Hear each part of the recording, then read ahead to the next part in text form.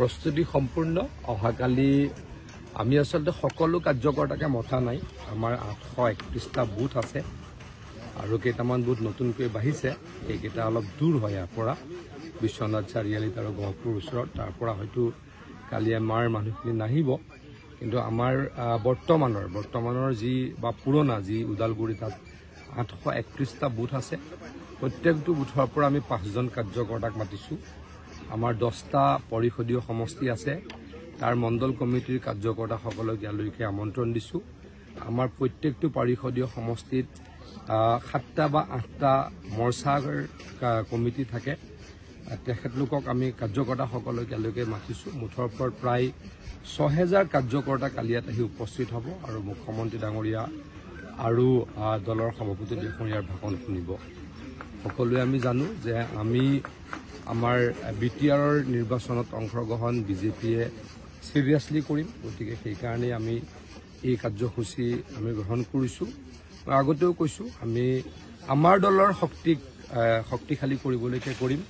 কাৰো শক্তিক নাইকিয়া কৰিবলৈকে আমি ইলেকশ্যন নেখেলোঁ আমাৰ সিধা কথা আমি আগতেও কৈ আছোঁ মই আজিও কৈছোঁ যে বিজেপিক শক্তিশালী কৰিবলৈকে আমি নিৰ্বাচনত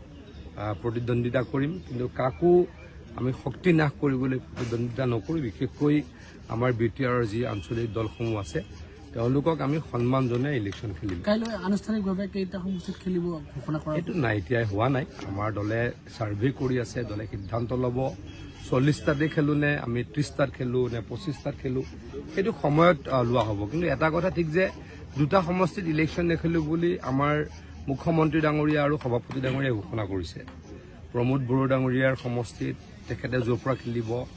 আৰু আমাৰ হাগ্ৰামা মহিলা ডাঙৰীয়াৰ সমষ্টিত তেখেতে য'ৰ পৰা খেলিব এই দুটা সমষ্টিত আমি ইলেকশ্যন নেখেলাটো কনফাৰ্ম গতিকে থাকিল 38টা সমষ্টি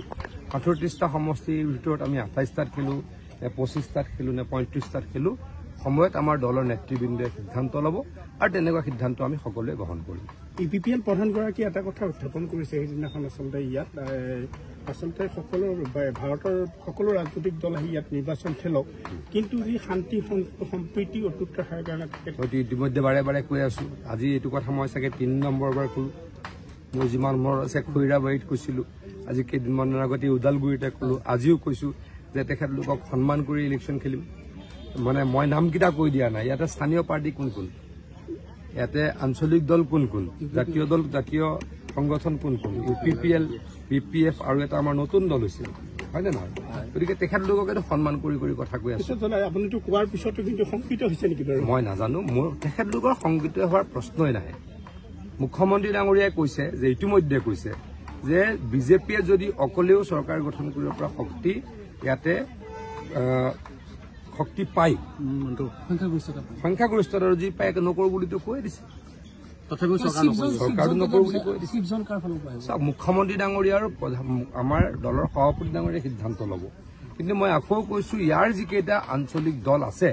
তেখেতলোকক অসন্মান কৰি আমি চৰকাৰত নবহোঁ কেতিয়াও আৰু বিশেষকৈ বড়ো সম্প্ৰদায়ক বা ইয়াত থকা সকলো ব্যক্তিক আমি অসন্মান কৰি সমতালৈকে আহিম সেই কথা আমি ভাবিবই নোৱাৰোঁ আমি সকলোকে লৈ সমিলমিলৰে এখন